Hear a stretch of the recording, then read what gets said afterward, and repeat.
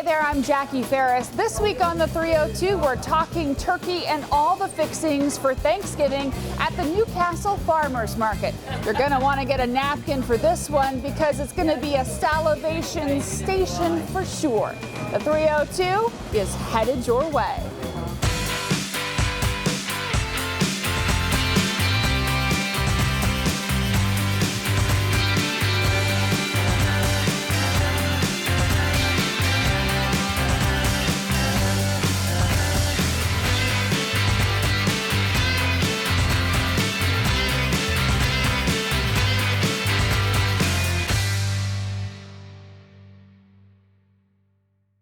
Hey everybody, we're at the Newcastle Farmers Market and I'm here with the General Manager, Bob Andriano. Bob, thank you so much for joining us. Thanks, Jackie.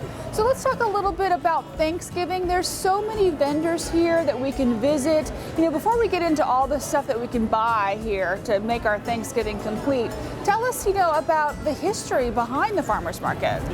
The Newcastle Farmers Market has been in continuous operation in this location, serving this community since 1954. Wow. And a little broader would be the history of the Amish farmers working all week long, at the end of the week gathering that week's wares, taking them to the local largest town or metropolitan area, and the farmers market is a historical portal to that history. And we're standing in the Amish section of our farmers market right now. So when you say farmers market, you literally mean farmers market. Yes. So, but it's not just food. There's all kinds of things here, right? How many vendors do you have? When we have a full house, it's 80. Like everything was affected by COVID, where our numbers are a little down. We lost some people that were going to retire and COVID forced them out, but we are close to that number. Our full house is 80.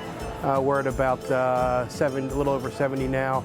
And most of the market is food, but we also have lots of dry goods as well. So for Thanksgiving purposes, we could say you want to have a nice flower arrangement on your table. We have a wonderful florist, all the way down to the tablecloth that those flowers sit on. We have two large general stores. So pretty much everything that you could need, from covering the table to the food you're going to put on the table, you can find it at the farmers market. And when you come here, you got to wear your sneakers because there's a lot of walking and you go from one place to another place to another place.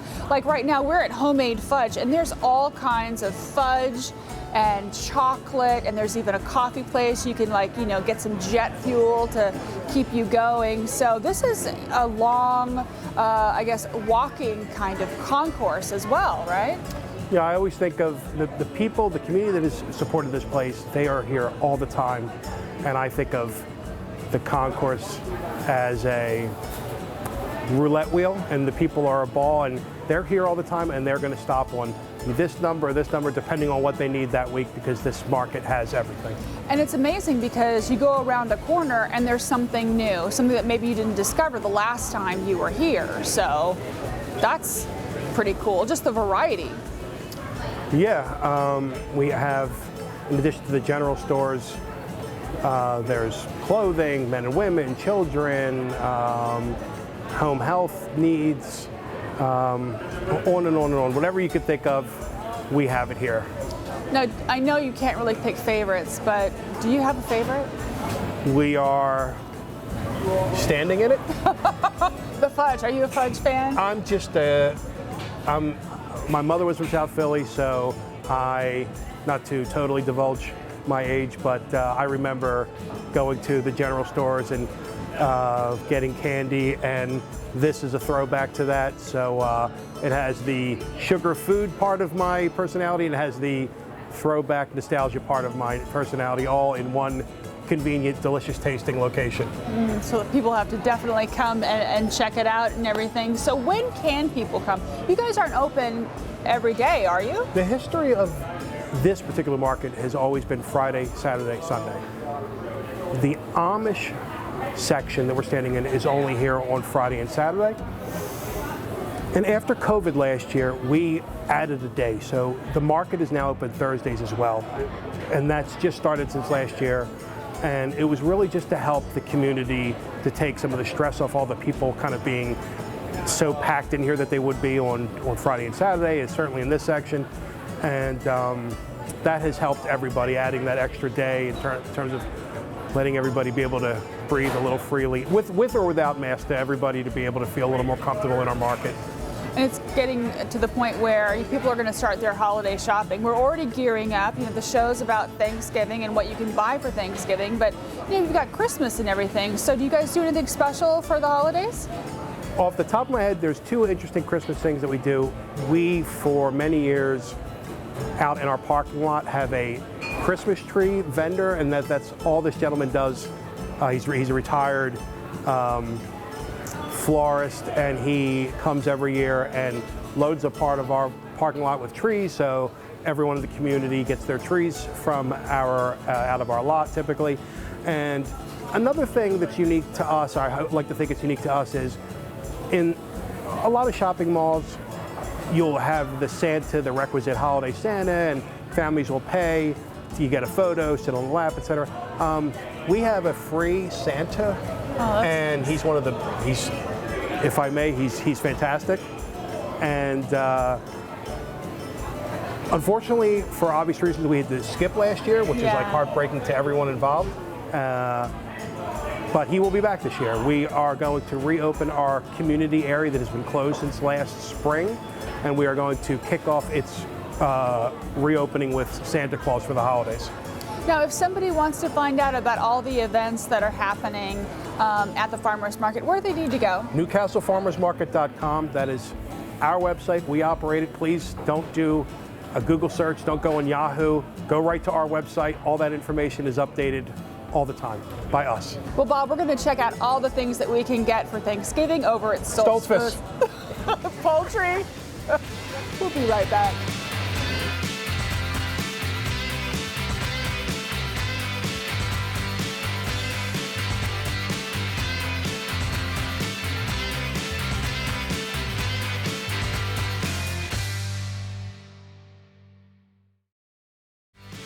I'm Tracy Mulvaney, and I love history, especially maritime history, and I love sailing away with the 302. Welcome back. We are in the Amish section of the Newcastle Farmers Market, and we're at Stoltz Foods Poultry. I'm here with Myron Stoltz Foods, the owner. Myron, thank you so much for joining us. You bet. Now, we're thinking about Thanksgiving right now, and I know that you guys have turkeys that people can come and they can buy. They can also get prepared meals. But what should we do? What kind of tips do you have for us to make the best turkey for our Thanksgiving meal? Okay, the first thing I would say is that for me personally, I want to buy a fresh turkey, Right. not one that's frozen. Anything fresh is always better than frozen. So we do sell fresh turkeys. They're harvested the week of Thanksgiving, and we're open Tuesday and Wednesday of that week. So obviously the bulk of our birds go out those 2 days. We take orders ahead of time, which is the best, of course, and there's varied weights, anywhere from 10 to 12, which is usually a small hand, up to maybe 30. In my day, there's some folks wanted a 35-pound turkey. I'm not quite sure how they baked it, but that's what they wanted. A really big oven. Huge. Yeah. So in any case, fresh turkey. And I personally, years ago, heard about this, and that's brining your turkey. Okay. And I do that every time now. I wouldn't make a turkey without it. And so all you do is get a 5-gallon bucket, and chances are we may have some extras, and I'll try and have the guys save some extras because we end up recycling them. But so you put probably 2 or 3 gallons of water in it, and always a 2-to-1 salt sugar ratio. So you would go probably that much in a 5-gallon bucket, which is maybe 2/3 full. You would put 2 cups of sugar and almost a cup of salt. Wow. Dilute it the night before. You put it in there, And then hopefully Thanksgiving's a cool time, or you put it in your garage overnight or something. It really doesn't hurt for it to get warmer because you're going to be cooking in a few hours. So get up in the morning, take it out, pop it in your oven. Probably, I mean, if you're having lunch, probably like 7 o'clock. Got to get up early. Ah, sure, it's Thanksgiving. And anyway, bake it, and it will be perfect. Even the breast meat, which I usually don't like, I enjoy because it's just So tender juicy. and juicy. And the only downside is your broth can be, if you happen to go a little heavy on the salt, and if you're concerned about it, just back off that a little bit. Can be a little saltier than if you don't put anything in. Sure. So I know anyway. at my house, we stick the bird in a paper bag. We butter the bird up, and then we butter the inside of the bag, and then we staple it close and put it in the oven. Do you have anything beyond that, or?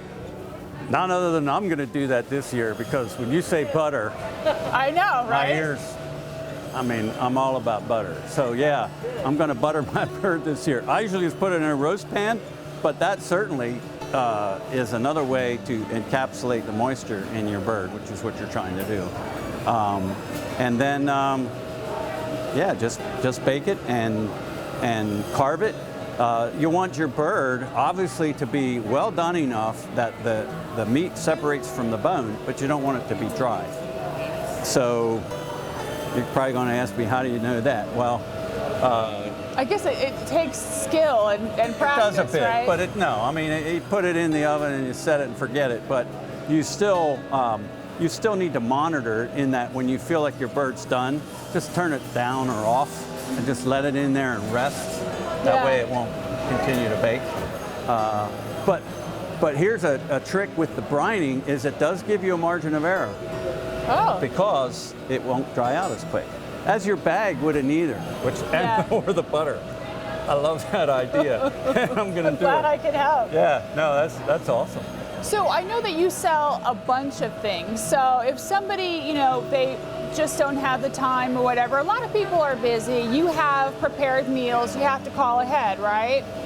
No, I mean, those kind of things we have. For example, we have that week, we make literally hundreds of pounds of stuffing. Oh, And so they can nice. buy stuffing separately. And what's in it? What kind of stuffing? Oh, it's bread stuffing. Okay. Bread. We don't add things like oysters or anything, but we have bread stuffing. It's got butter and milk and parsley and salt and pepper. That's pretty much it. I think we do make one that may have some cranberry in it as well. Nice. And then we also have, homemade cranberry relish that goes with that, of course. We do have, and we just started this a few years ago, but we do have some prepared, like mashed potatoes and things that you could buy separately.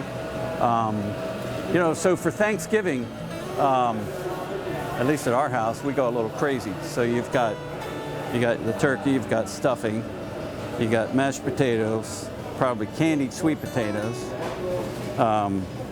green beans. I don't know. We just sort of. It's not Everything. like three like meat, potatoes, and something else. But you got the it's pie meat, too, though, potatoes. right? Well, that's coming yet. Meat, potatoes, the whole deal, and then probably 4 or 5 vegetables.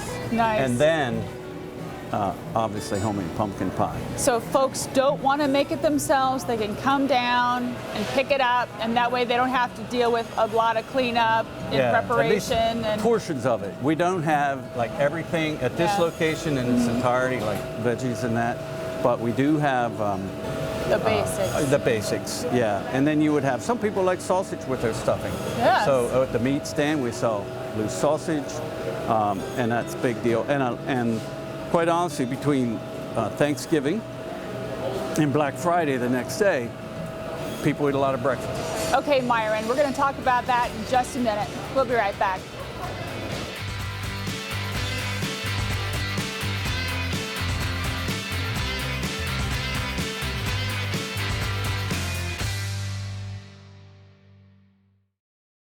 Hi, I'm Scott Lackman with the Lewis Historical Society.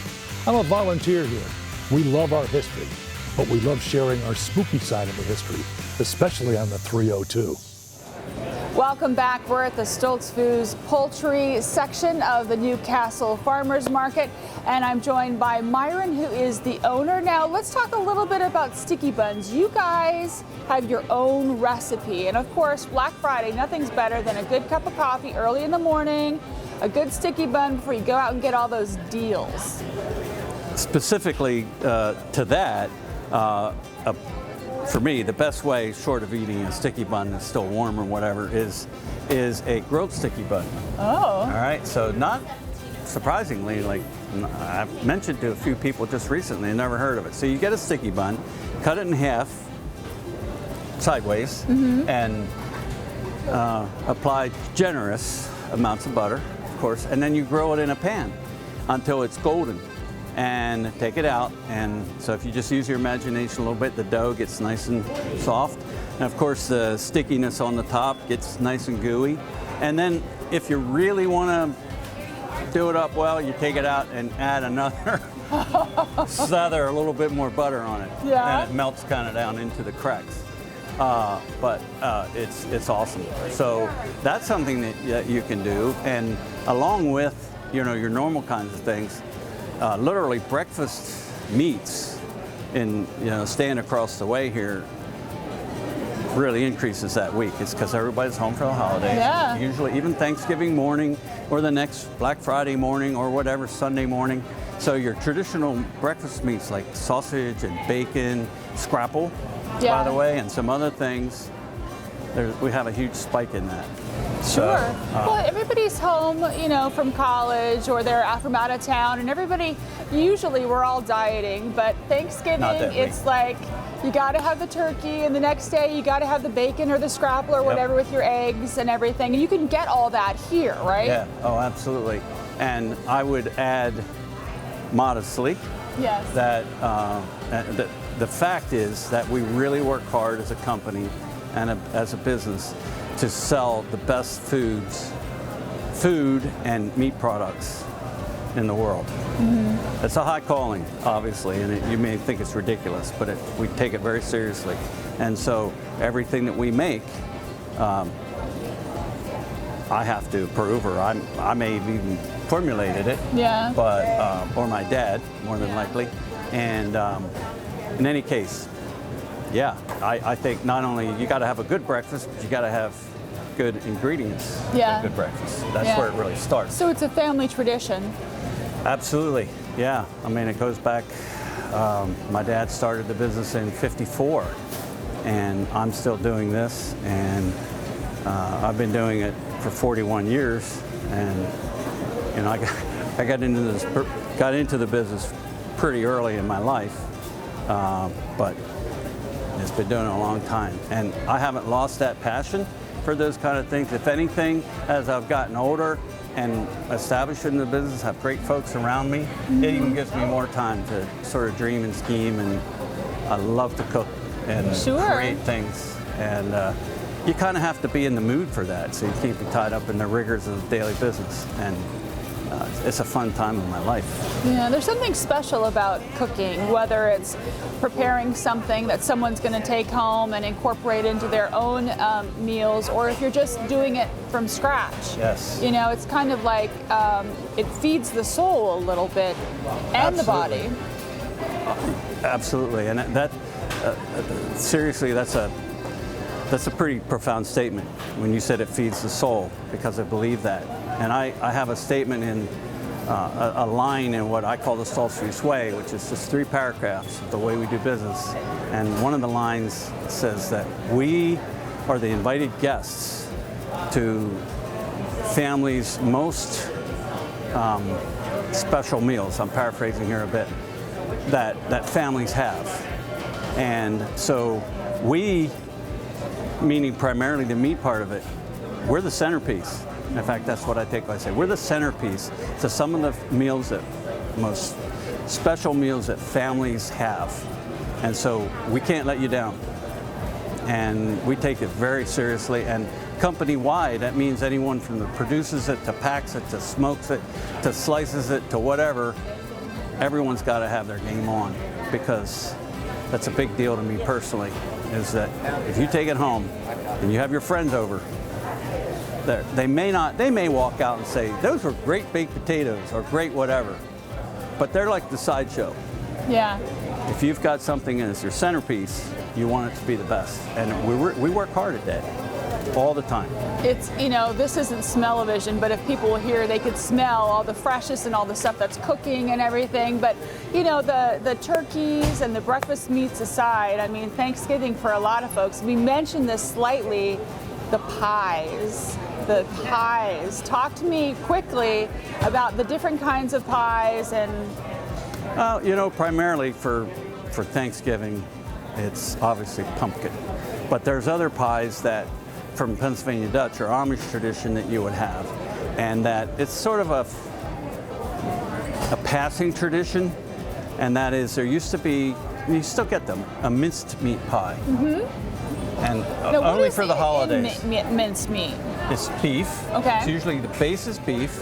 Then you've got some of the spices and so forth are other things. Apple, like really finely chopped apple, clove, or those kind of allspice kind of spices. Raisins. Yeah. So it's cooked together, and you can tell there's meat in it, but it's not like that's a side thing. It's not like you're seeing chunks of meat in it. It's like a sweetness kind of. Oh, very. And it's integrated into the filling itself, and then it's baked, and you serve it hot. It is really good. But it's sort of a passing tradition. And then, you know, there's other things like, there's another pie that's actually served at Amish weddings, Oh, yeah? which happen in November on Tuesdays and Thursdays only. I didn't know Only that. in November. Okay. The whole history there is it's post-harvest, and because it's Tuesday and Thursday, you need a whole day to prepare, and a day to recover, and then a day to prepare for the next whatever. It's a big deal. And what kind of pie is it? Schnitz. Okay. And schnitz is, or in real German, we schnitz, but is dried apples. So it's similar to apple butter, but richer and a little thicker, and it's baked in a pie shell. And so it's made with dried apples, but it's really good. Myron, it sounds delicious. Thank you so much for sharing all of this with us. We're looking forward to Thanksgiving, and I hope you enjoy the holiday as well. Thanks. Yep, it's a great time for our family. Excellent. We'll be right back.